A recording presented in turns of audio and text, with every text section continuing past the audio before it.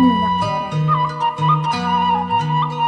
Alat anu dianggo nyaeta kompor, sesodok, sareng serok, sareng katel.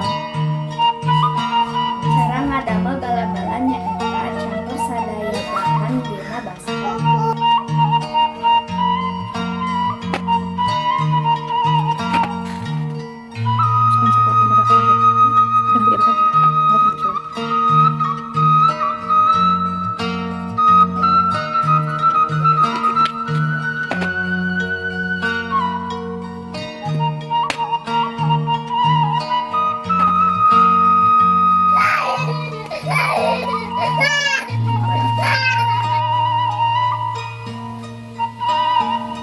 Saparantos adonan dicampur, teras digoreng dina minyak panas.